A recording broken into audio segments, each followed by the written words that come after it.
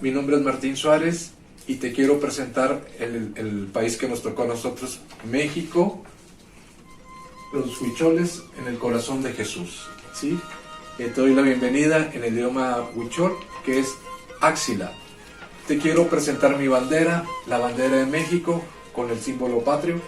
Te voy a dar un poco de historia. Lo que es, en 1824 el ejército trigarante estableció un significado de los colores que confirmaba la bandera.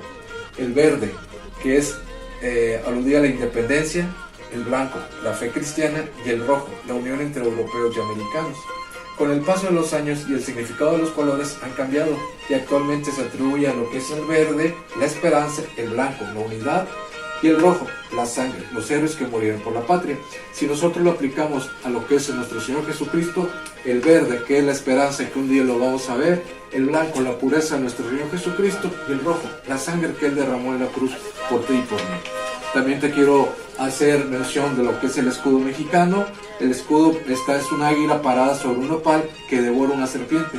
Simboliza el final y el viaje de los mexicas y el comienzo de la fundación de Tenochtitlan, hoy conocida como la Ciudad de México, ¿sí? Estados y provincias. México está integrado por 32 entidades federativas.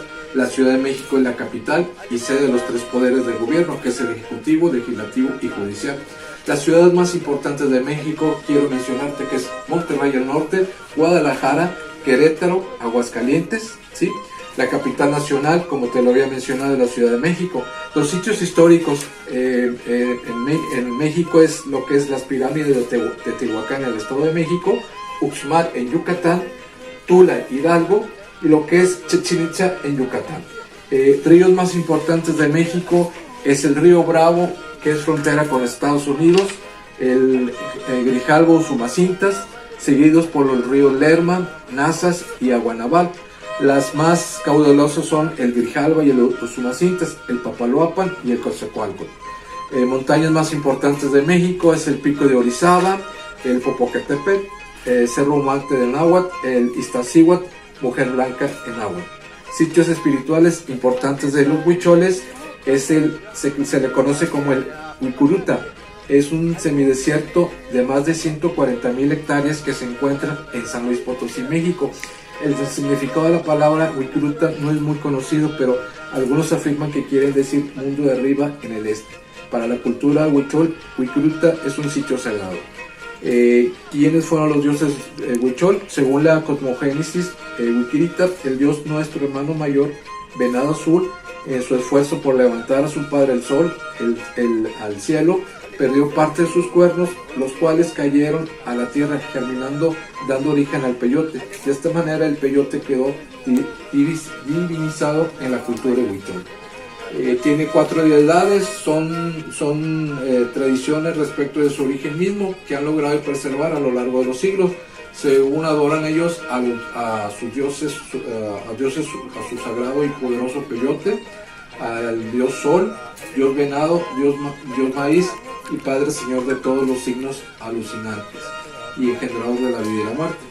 Información de los grupos religiosos y étnicos. Las principales religiones que predominan en México son la católica, protestante evangélica y la no evangélica. Los grupos étnicos más importantes son los huicholes, los nahuas, los mayas, los zapotecas, los mixtecos, los otomí, los totonacas y los tarahumara.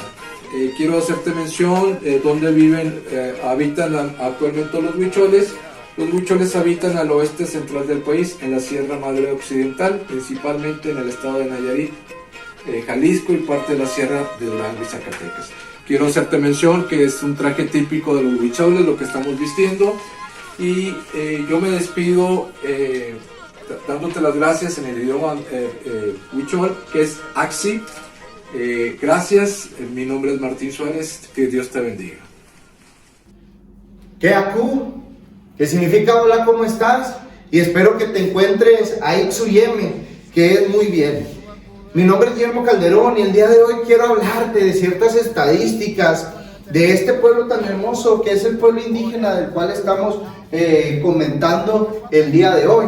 Ese saludo que te hice al principio fue en idioma Wixárika, que es el idioma que este pueblo, el pueblo Huichol, esta comunidad indígena, estas comunidades indígenas hablan. ¿Sabes? El pueblo Huichol pasa a ser parte de la comunidad o de la población de México. La población de México para el año 2020, por un censo realizado por el INEGI, salió como resultado que son 126 millones de mexicanos. Muchas veces nosotros, pero no contemplamos muchas de esas veces todas las comunidades en México, todas las comunidades indígenas que hay en México. Nosotros el día de hoy, como ya lo han hecho mis compañeros, como lo voy a hacer yo, queremos hablarte acerca de esta comunidad, de este pueblo indígena que son los huicholes.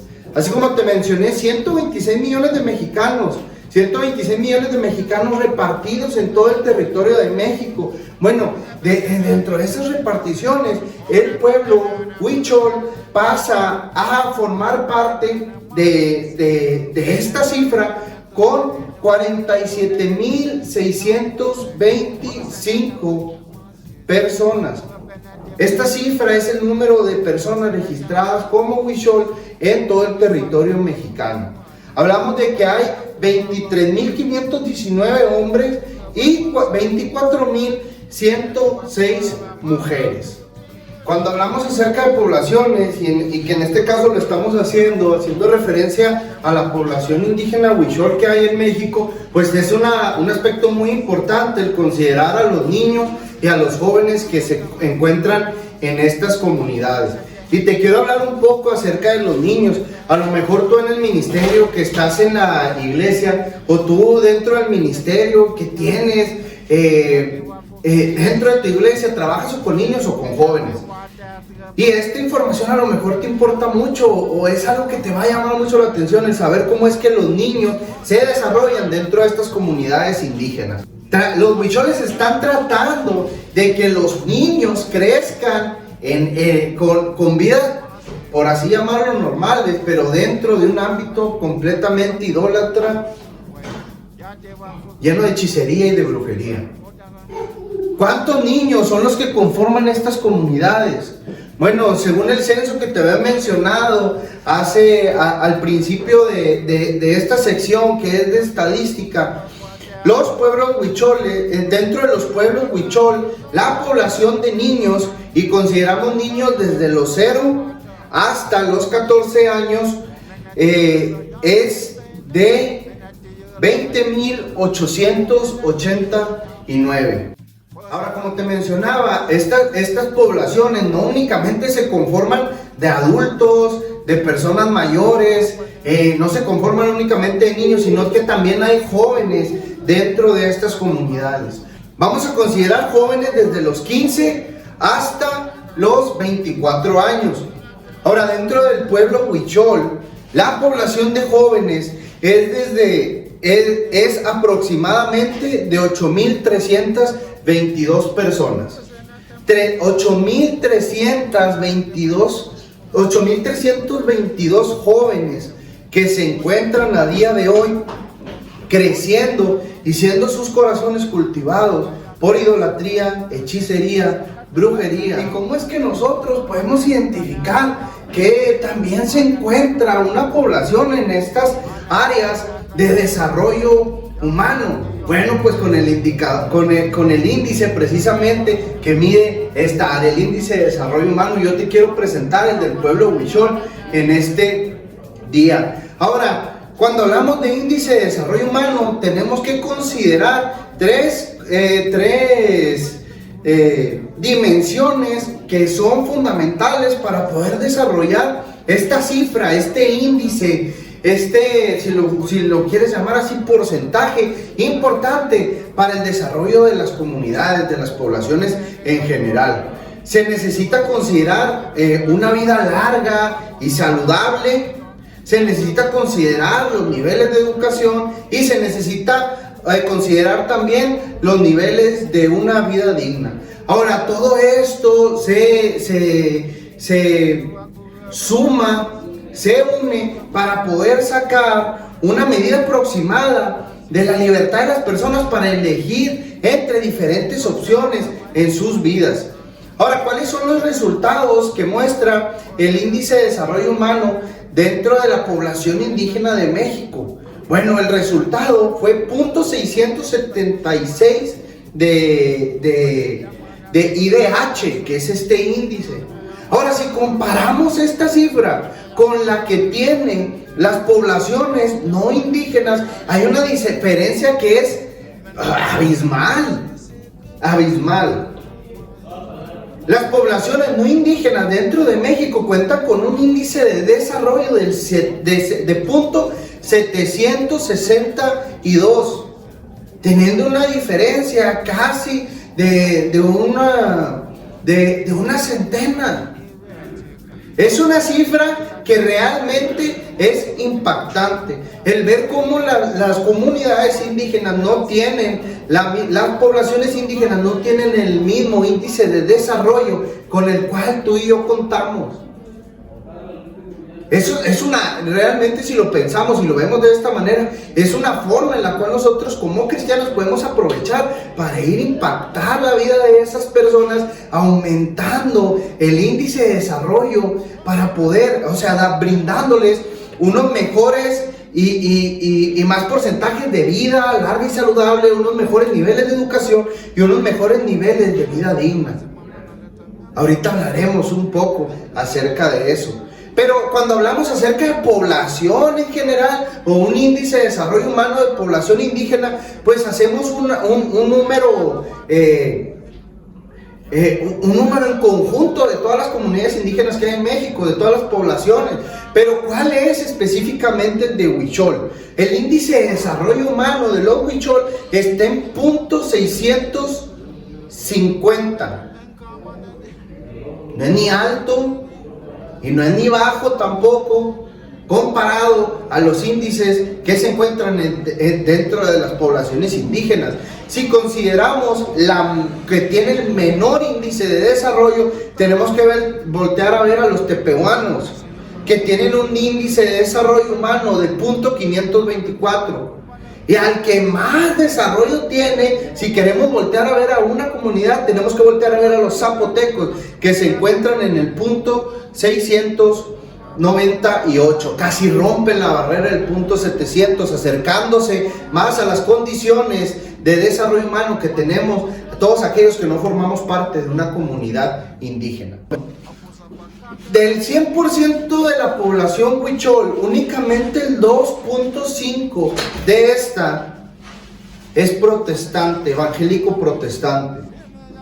El 75.20% de la población huichol es completamente católica. La distribución de preferencias religiosas de la población huichol es la siguiente. Ya mencionamos la católica, ya mencionamos la protestante evangélica, que te lo vuelvo a repetir, y es un porcentaje que yo abrí los ojos y dije, ¿cómo puede ser tan bajo? 2.5% de la población huichol es protestante evangélica. Hay otras religiones bíblicas, no evangélicas, de los cuales los huicholes están formando parte, pero eso es únicamente un 0.10%. Hay otras religiones que ellos practican, pero eso es solamente el 3.8%, que se ve muy pequeño ese porcentaje, pero si lo comparamos al porcentaje de protestantismo evangélico, o sea, aún otras religiones que ni siquiera están basadas en un fundamento bíblico, pasan a tener una repercusión en el pueblo, que el 3.8% de esta población indígena ha caído a formar parte de su religión. Otro porcentaje, el 16.10% de la población huichol dice no formar parte de ninguna religión. Qué hermoso sería poder ir a estas comunidades y que ese 16.10% que dice no tener ninguna religión, pueda conocer la verdad y la verdad que encontramos en Jesucristo. Y que ese 16.10% se sume al 2.5%. Y que así esta cifra de protestantes evangélicos dentro de las comunidades de Huichol crezca. Y obviamente hay un 2.3% que queda por ahí sobrando, y esas son personas que han decidido no especificar la religión. Tomamos los datos y los transformamos, ese porcentaje, ese 2.5% de la población, lo transformamos a número de población real. Hablamos de que únicamente 1,191 huicholes han aceptado el Evangelio de Jesucristo. Esto da resultado que la población huichol, refiriéndose a la población indígena, sea la segunda población indígena con menos porcentaje de protestantes evangélicos, o sea, cristianos, dentro de México, únicamente siendo superada por la población otomí que ellos practican. Así que la necesidad de evangelizar a los huicholes es mucha, ya que por sus creencias religiosas, pues obviamente impiden y estorban rápidamente el trabajo de evangelización que se trata de hacer dentro de sus comunidades. Eso hace que se vuelva un trabajo completamente difícil, ya que no lo permiten hacer abiertamente. Entonces el trabajo de ayuda social, y es lo que te mencionaba acerca del índice de desarrollo humano, cómo nosotros podemos, o los cristianos podemos evangelizar tratando de aumentar el índice de desarrollo humano dentro de estas comunidades. ¿Cómo lo podemos hacer? Tratando de hacer proyectos en los cuales ellos tengan el recurso de agua, por medio de ir y educarles, darles nuevas herramientas de educación, por medio de ir y proporcionarles herramientas que les van a servir para llevar vidas más saludables. Eso hace que nosotros como cristianos vayamos ganando su confianza, y al momento de empezar a compartir el evangelio a cada uno de ellos, pues no sea tan estricta la mano que viene y corre directamente a los que tratan de hacer este trabajo en estas áreas. Hay un trabajo que ya se está realizando, y poco a poco se va ganando la confianza de este pueblo para poder ser evangelizado. Pero el trabajo realizado hasta ahora, que cabe mencionar, ha sido una bendición tremenda, no es suficiente. Ya que a día de hoy, aproximadamente, y escucha bien, 46,434 personas huicholes necesitan ser evangelizadas.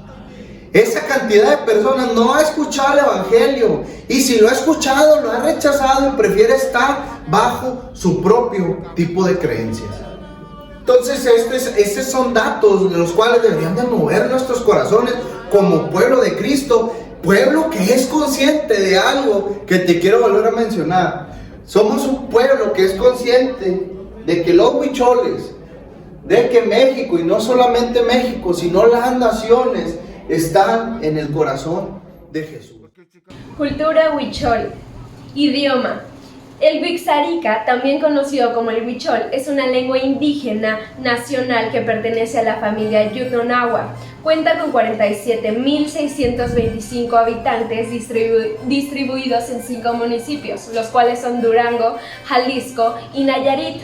El vestuario de los huicholes es una vestimenta tradicional que se ha caracterizado por ser de un colorido e interesante y refinado fabricación artesanal. Las mujeres usan blusas hechas con manta con colores llamativos, y sus cabezas son cubiertas con un manto floreado. Como accesorios utilizan collares y pulseras de shakiras. Los hombres visten camisas y pantalones, ambos de manta blanca con bordados de diferentes colores muy llamativos. Las costumbres de los huicholes son hacer arreglos de flores a sus dioses. Otra costumbre es adorar al dios de maíz, peyote, al ciervo y al águila. Hacen pulseras, collares, artesanías, ya sea como sustento personal o por gusto o para sus dioses. Los huicholes también tienen la costumbre de presentar su mitología, cosmología e historia por medio del arte. Les encanta pintar, hacer cuadros, hacer imágenes y ahí mostrar todo su talento en sus artesanías. Algo importante de qué hablar en esta cultura es sobre la religión. En la vida de los huicholes no hay distinción en el día a día y las prácticas religiosas afectan y tienen toda la importancia en todas las áreas de sus vidas. La religión es la vida misma en estas etnias, como en muchas otras.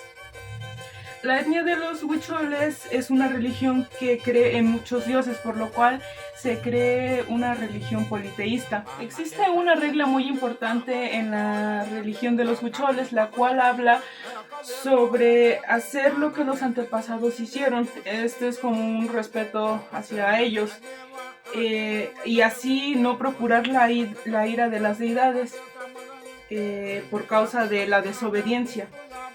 Quien desobedece a esta regla es nombrado como aliado de la oscuridad, alguien que trabaja para los demonios. Una de las características principales de su religión es la asociación dada entre el maíz y el venado, símbolos del sustento vital, y el peyote, que es el medio más importante para trascender al mundo profano. Los dioses son considerados como antepasados, en tanto que los parientes muertos pueden llegar a ser divinizados. Ahora bien, vamos a hablar sobre las fiestas más importantes de los huicholes. El pueblo wixárika aún conserva viva muchas de sus tradiciones y costumbres ancestrales. Debido a su cosmovisión, tienen un gran respeto y devoción hacia la madre tierra. Por eso en sus ceremonias son dedicadas a la naturaleza y a sus deidades.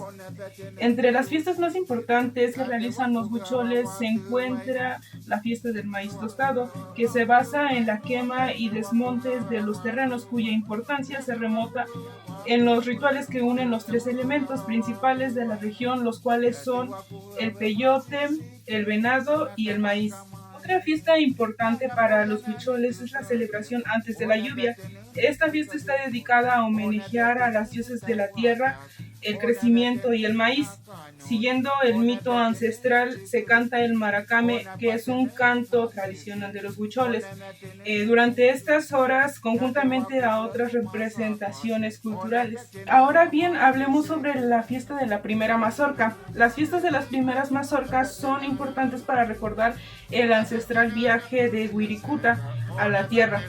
Esto sirve para que los ancianos rememoren las antiguas creencias y los niños las conozcan y se las aprendan. De esta forma, los niños interiorizan la geografía religiosa del grupo. La fiesta del tambor, o también conocida como la fiesta Yuimacuarra, que es una ceremonia que se trata de la celebración familiar en honor al maíz y a las demás cosechas de las temporadas, por lo que normalmente sucede en octubre. En esta celebración, los protagonistas son los niños, pues emprenden un viaje espiritual hacia el lugar sagrado de Yurrikuta. Durante la peregrinación son acompañados por el maracame, que es un guía espiritual. Este ritual es realizado por los niños desde que nacen hasta que cumplen 5 años. Los elementos importantes de la ofrenda son los wieris, que son plumas, las cuales simbolizan que son la guía. Después, otro elemento importante es la jícara familiar. También los tesicuris, que son ojos de Dios. Estos son artesanías en forma de rombos hecha de hilos. También tienen los listones, que son el camino que deben de seguir al cielo y la tierra. Fruta, agua sagrada y la bebida ceremonial, que es el tejuino. Las comidas típicas de la región son en su mayoría derivadas de las cosechas de sus tierras. Por ende, se utiliza maíz y hierbas de la zona. La procedencia de sus alimentos es de sus cazas, de sus pescas, gallineros y siembras. Su cultivo se basa en frijoles, amaranto, chiles, calabazas y maíz. Se consigue una gran cantidad de vegetales y frijoles. Solo en las ceremonias especiales se ingieren carnes rojas, que son de res, de venado y de cabra. Con el maíz preparan un manjar llamado huichal, que es un platillo a base de maíz y corteza seca de calabaza. Otro de sus platillos importantes está el temachaca, que es una corteza de árbol con un agradable y robusto sabor, un bollo de maíz con variedad de mariscos y es sazonado con una salsa a base de cortezas, semillas y chiles. Los orejones, que están preparados con corteza de calabaza tierna. Estas pueden ser comidas junto con frijoles y chiles. Y claro, como en las otras culturas, no pueden faltar los tamales. Estos se caracterizan por estar rellenos de sus famosos vegetales, con chiles, corteza de árbol, frijoles y en ocasiones especiales que están rellenos de res. Los dulces de arepa, que es un pan con levadura y piloncillo. También tenemos los polvorones de azúcar, las melcochas, que son dulces de piloncillo, y el chocolate enmarquetado.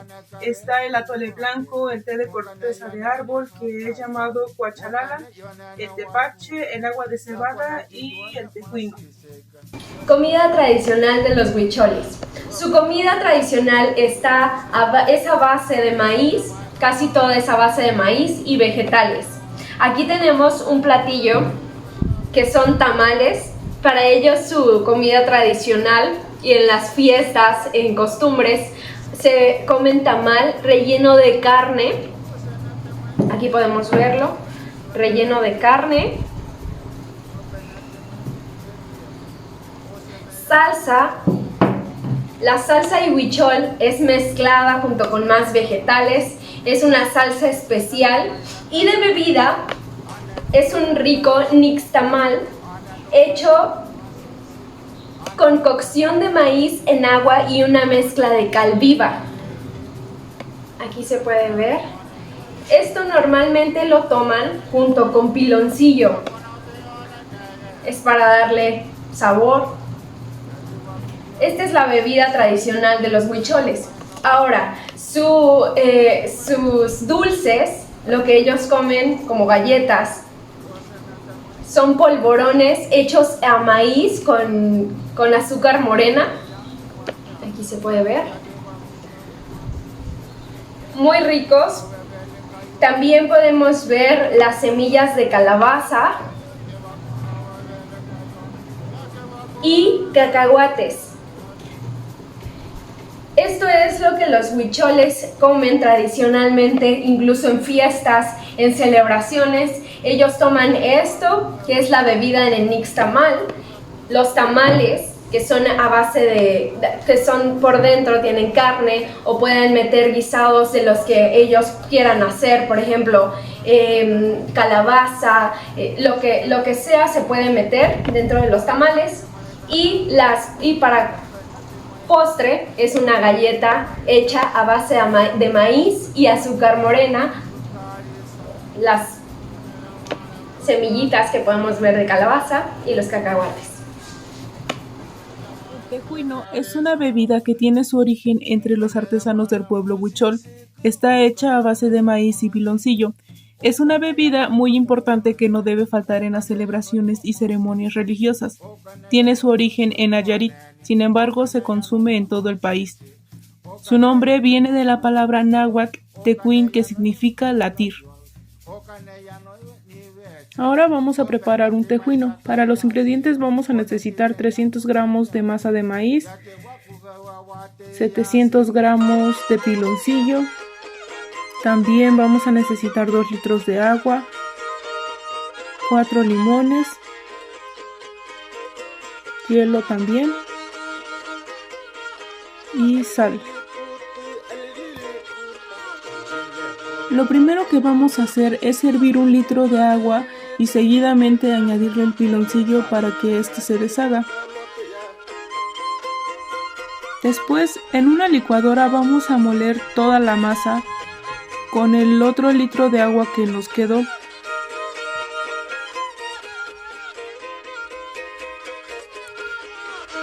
Es necesario que esta mezcla se licúe muy bien para evitar grumos. Cuando el agua con piloncillo esté hirviendo, vamos a agregar nuestra mezcla de masa y para evitar que haya quedado algún grumo, lo vamos a pasar por un colador.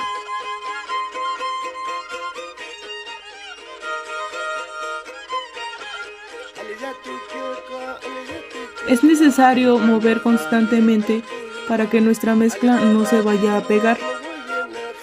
Ya que se haya formado un atole, retiramos del fuego. Seguido de esto vamos a incorporar nuestro jugo de 2 limones y lo vamos a mezclar muy bien.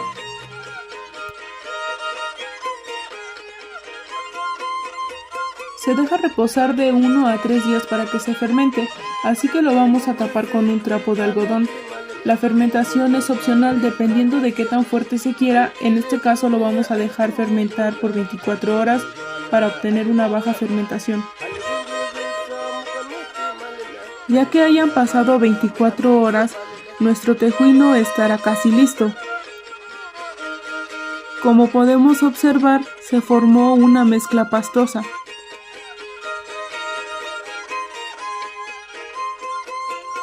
El siguiente paso es agregar una cantidad de tejuino en nuestra jarra, incorporando muchos hielos.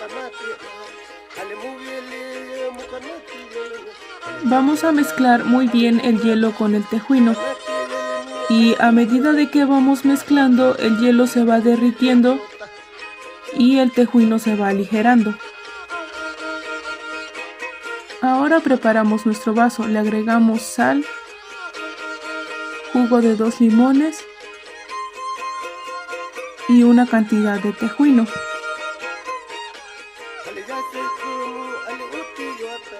Lo que vamos a hacer es mezclar muy bien de un vaso a otro con la finalidad de que se disuelva la sal y se mezclen todos los ingredientes.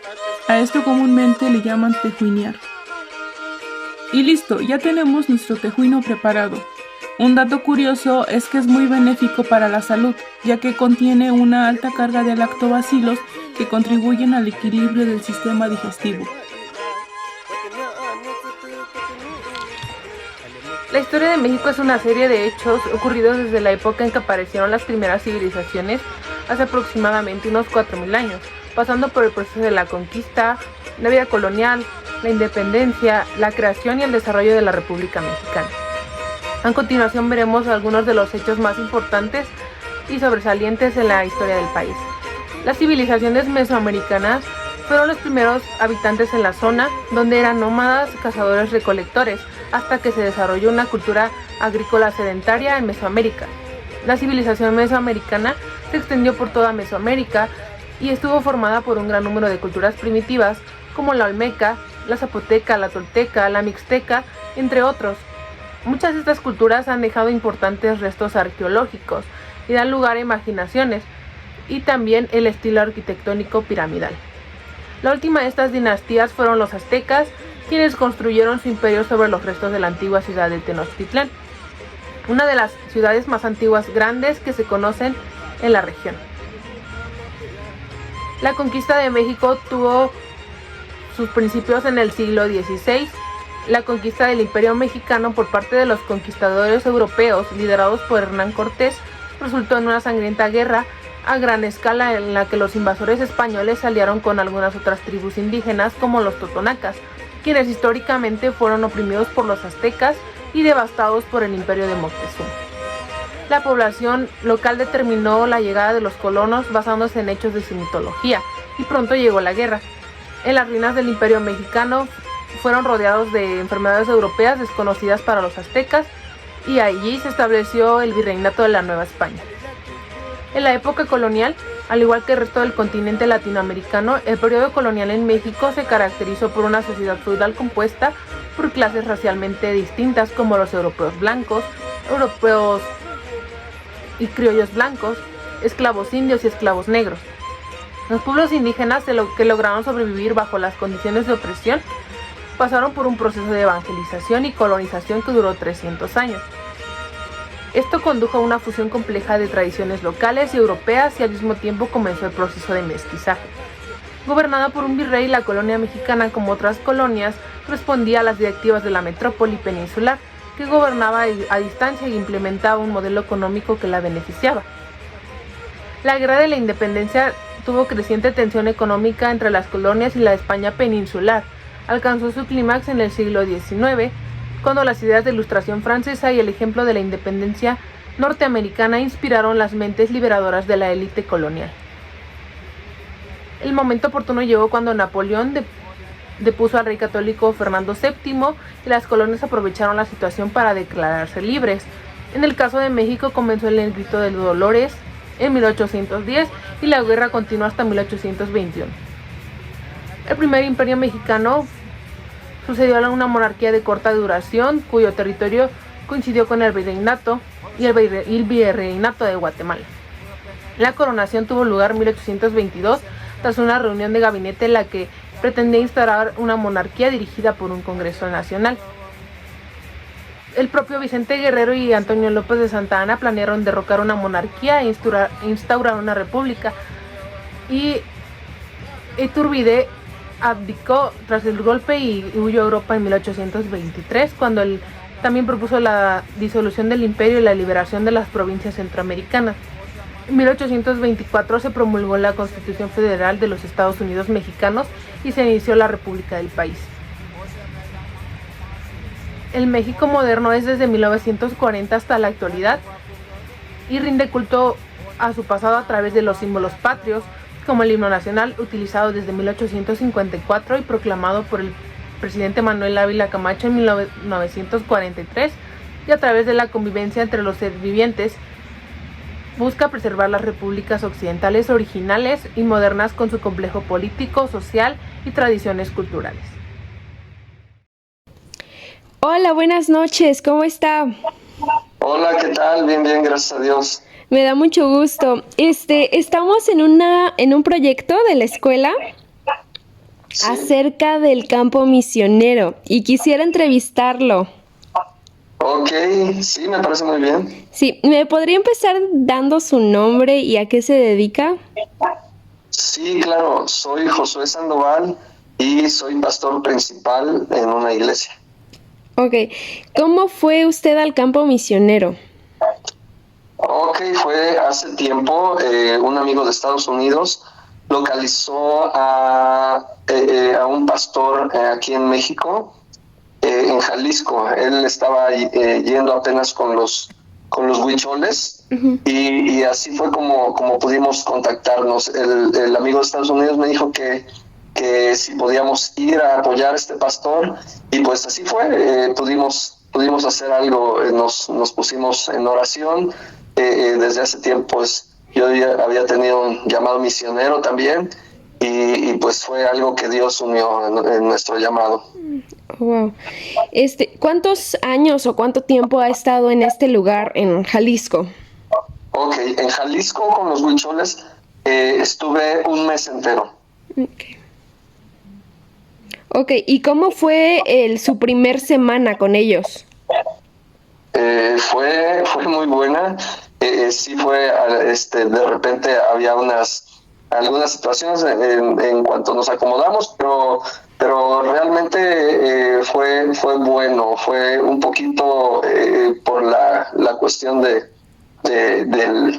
lugar, de la cultura y del idioma, que fue un poquito difícil al principio, pero gracias a Dios todo se fue dando bien. Oh, ya, justo eso. Y, justo esa pregunta, la que sigue. ¿Cuál fue el choque transcultural más grande que ha experimentado en el campo misionero? Pues como te decía, fue el idioma principalmente, porque tuvimos que conseguir una persona de una iglesia que nos tradujera. Fue nuestra intérprete, más bien una hermana, y sí fue un poquito difícil porque algunos amigos venían de Estados Unidos y a veces se tenía que traducir al español y del español al huichol. Sí. Y entonces sí era un poquito complicado. También la cultura, porque ellos tienen diferente cultura. Nosotros regularmente estamos acostumbrados a estar en la ciudad, y con ellos sí fue un poquito diferente la cultura, la comida, la religión. Uh-huh. Ellos creen mucho en los chamanes y como que lo tienen mezclado con el catolicismo, pero esos fueron los choques un poquito más fuertes. Ok, ¿cómo ha podido permanecer en el campo misionero a pesar de las dificultades? Bueno, pues más que nada con un llamado. Debes de tener un llamado como misionero Sí. y tener un corazón moldeable hacia la gente, moldeable hacia el Espíritu Santo, obediente y el amor por las personas, el amor por las almas y por Cristo, porque regularmente muchas veces te corren del lugar, no sé, hay veces que hasta te sacan de las poblaciones, Sí. y entonces tú debes de estar bien firme en tu llamado y en el amor por Cristo y por la gente. Sí, wow. ¿Cuáles cualidades o características necesita uno para ser misionero de éxito en ese lugar?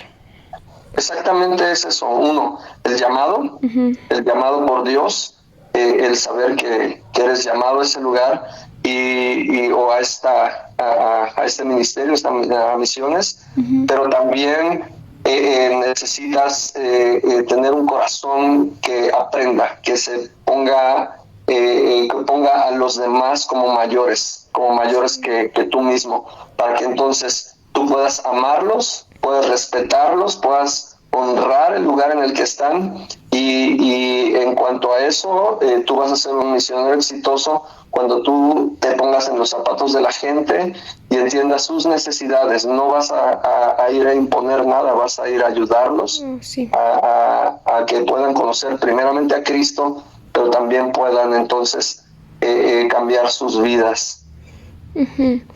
¿Cuál ha sido la experiencia de más impacto para usted? Wow, con los huicholes estuvimos, fíjate, fueron varias, pero te voy a contar una que sí fue muy, muy impactante para mí, fuimos a una montaña, a un cerro, y había una casa casi hasta lo último, casi hasta arriba. Entonces llegamos, había un hombre que estaba durante 20 años, estaba enfermo, no podía caminar. Este hombre ya tenía dicen que cuando llegamos, ellos ya habían perdido la cuenta de cuántos años tenía más de 90 años, y tenía 20 años sin caminar, 20 años sin ver. Él había quedado ciego, y cuando llegamos y lo vimos, estaba en una cama de palitos, y parecía, estaba en forma, estaba acostado, y parecía como que era un niño pequeñito, un niño de pues no sé, 1 metro aproximadamente. Y cuando les dijimos que si nos permitían orar por él, entonces fuimos con la intérprete, estuvimos orando por él, y le dijimos que si lo podíamos sentar, y las personas decían que no, que tenía muchos años que ni siquiera se sentaba en la cama. Y entonces ante nuestra oración y nuestra insistencia, el hombre se pudo sentar, lo ayudamos a sentar, y después comenzó a estirar las piernas,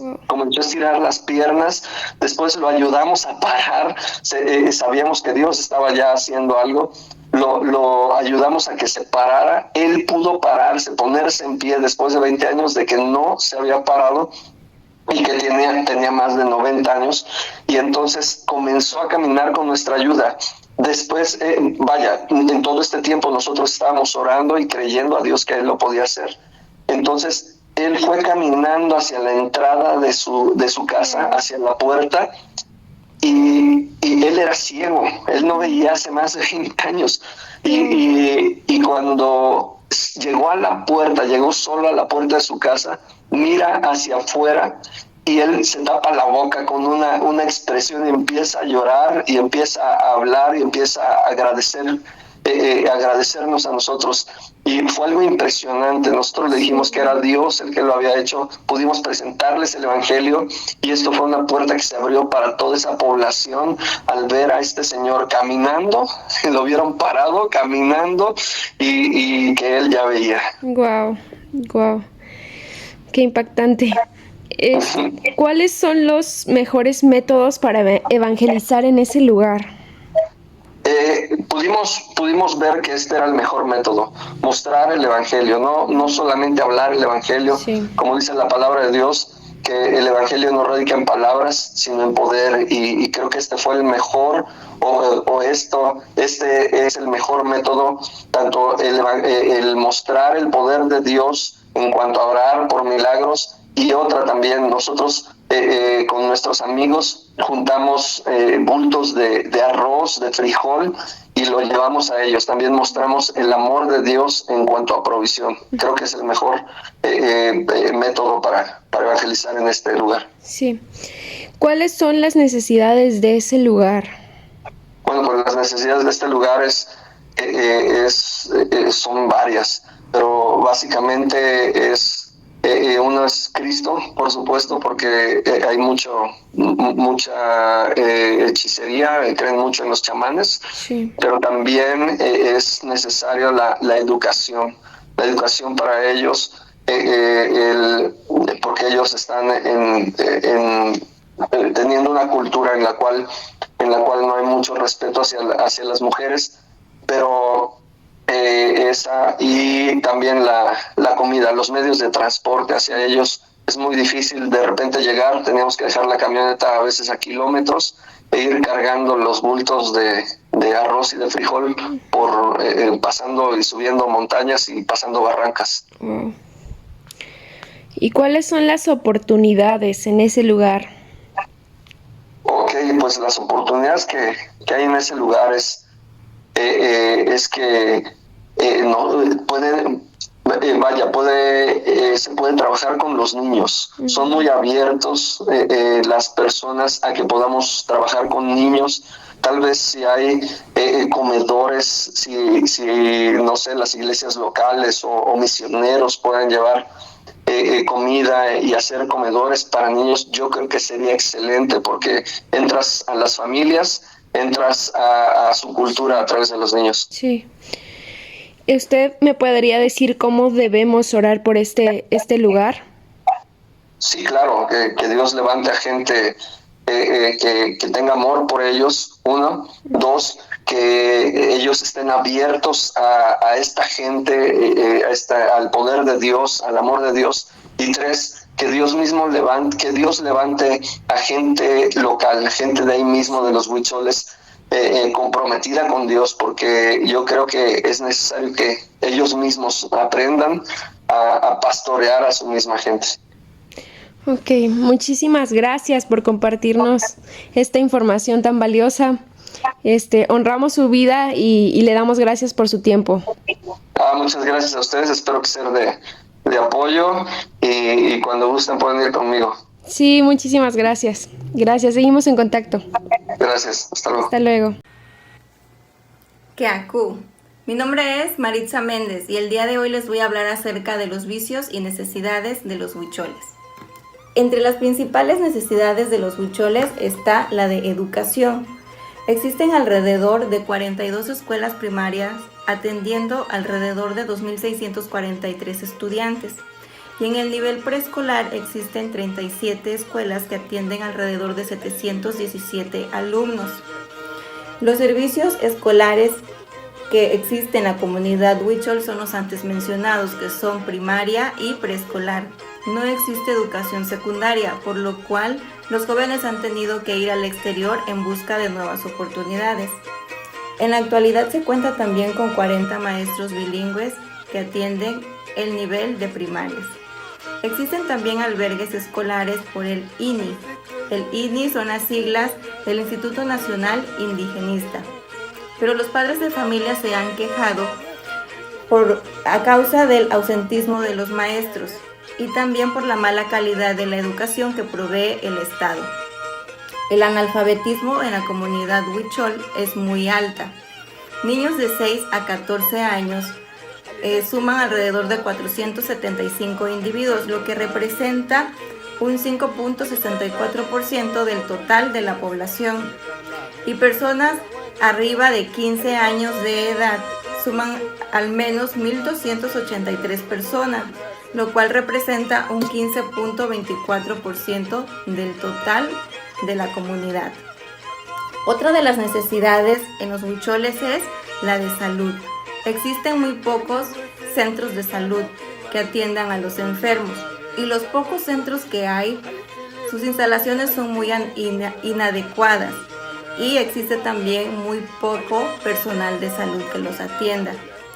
Entre las principales enfermedades que se han reportado está la de infección en las vías respiratorias, infecciones en los intestinos, infecciones en las vías urinarias, intoxicación por picaduras de insectos y también desnutrición. Cabe señalar que también está la necesidad de la conservación ambiental. La minería ha implicado una amenaza mortal para la biodiversidad del ecosistema de los huicholes. La biosfera enfrenta una serie de problemas alarmantes, entre los cuales están el tránsito del turismo místico, también el saqueo de sus ofrendas que son depositados en los lugares sagrados, la deforestación y también la contaminación del lugar con basura, con desperdicios y con vidrios. El peligro de extinción del cacto, que denominan el peyote, también está en peligro de extinción por la llegada de los turistas en busca de experiencias místicas mediante los rituales que ellos acostumbran a hacer. También la explotación por deforestación de los recursos naturales del lugar. Todo esto contribuye a un impacto ambiental. Entre otras necesidades está la de educación sexual. Existe también la bigamia, que en la comunidad huichol se dice que es algo muy natural entre ellos, tanto en hombres como en mujeres. Bueno, y debido a todas las necesidades mencionadas anteriormente, nos podemos dar cuenta que la principal necesidad que existe en la comunidad huichol es la del evangelismo, es la de conocer a Cristo Jesús como su Salvador. Los cristianos en las comunidades huicholas regularmente son expulsados a causa de profesar su fe y por no querer regresar a las costumbres de los huicholes y a los rituales místicos que antes practicaban. Hay mucha necesidad de que se envíen misioneros a predicar el evangelio. También hay necesidad de lugares donde los huicholes se puedan reunir. También se necesitan personas que prediquen en su idioma o que preparen a los cristianos huicholes para que ellos sean también quienes les prediquen a los de su propia comunidad. Ahora hablaremos acerca de los vicios. Entre los principales vicios de los huicholes es el consumo del peyote, que lo utilizan regularmente en los rituales que los lleva a un estado de desconexión de la conciencia, denominados como un trance o éxtasis. Vemos que los efectos alucinógenos del peyote es muy fuerte y también les puede modificar los sentidos del oído, del gusto y del tacto. Entre otros vicios está también el consumo excesivo del tabaco y también de otras plantas alucinógenas. También practican mucho el chamanismo, la brujería, la hechicería, los rituales místicos y también existe mucha idolatría. Hola, buenas tardes. Mi nombre es señor Hernández Mendoza y el día de hoy les voy a hablar acerca de las oportunidades sobre el grupo indígena huichol. En primera instancia tenemos las escuelas. Ya existe una escuela dentro del grupo huichol, pero la problemática es que para que puedan asistir esos pequeños a la escuela tienen que caminar 3, 4 e incluso 5 kilómetros para poder llegar a ella. Por lo tanto, los padres han optado en mejor que se queden dentro de la escuela donde van a tomar su educación. Sin embargo, la educación que se maneja es dentro de la cultura huichol, no es precisamente las materias que nosotros llevamos como español, matemáticas, sino más bien está basada en las actividades que ellos llevan. Por ejemplo, las niñas son instruidas para tortear, para cocinar, para hacer artefactos con las manos, y los niños son instruidos para hacer ejercicio como militar y cultivar. Sin embargo, dentro de esta problemática es que no se les puede dar una atención personalizada y debido a que ellos tienen que ser separados de sus padres para poder tomar esta educación, primeramente los levantan en un horario totalmente distinto al que están acostumbrados, no les permiten trabajar a lo que ellos están impuestos. Y dentro de aquí llega nuestra segunda oportunidad para implementar dentro de este grupo, el cual es un ministerio para niños. Debido a que son separados de sus padres, muchos de ellos sufren de problemas de no poder recibir amor por parte de sus padres, y eso les ha generado cierto nivel de dolor dentro de su corazón. Y obviamente que nosotros vemos aquí una gran oportunidad para poder implementar un ministerio para niños, no solamente para poder reafirmar su identidad, sino para mostrarles acerca del amor de Dios como Padre, y también para poder instruirlos en la palabra de Dios. En tercera instancia tenemos acerca del sector salud. Una de las grandes problemáticas dentro de este grupo es acerca de los recursos básicos, y uno de ellos es el agua. Debido a que son tierras donde predomina que son compradas o bien son tomadas las tierras por compañías privadas, o que los privan del recurso del agua, esos carecen de ello. Por lo tanto, se han dado enfermedades por la carencia del agua o bien por tomar agua infectada. Por lo tanto, nosotros vemos una gran oportunidad no solamente de poder brindar una atención médica o bien el poder proveer esa atención médica que tienen dentro del albergue, pero solamente se especializa en proveerles recursos de higiene, pero no precisamente atención médica para todas las áreas. Solamente en ese momento en el albergue hay para higiene y para la alimentación. Eso. Entonces vemos importante poder implementar eso. En cuarta instancia tenemos un ministerio para mujeres. Muchas de estas mujeres son esposas su esposo tiene 3 o 4 esposas y han sido abandonadas, o bien solamente son madres solteras de las cuales tienen que trabajar y proveer a su casa. Por lo tanto, creemos importante poder tener un ministerio de mujeres donde podamos reafirmar su identidad, podemos hablarles acerca del amor de Dios y poder trabajar esa área con ellas. Y como última instancia tenemos evangelismo, lo cual no descartamos. Ya existe un grupo de cristianos huicholes, sin embargo, dentro de ese grupo nosotros creemos que es importante poder cimentar una iglesia para que ellos se puedan seguir reuniendo y poder seguir discipulando y poder seguir expandiendo el evangelio dentro de ese grupo huichol. Puan penate maika uvaleka, puan penate maika kiewemu, ose me yahana saika emoka, ose me yahana masise, ose me yahana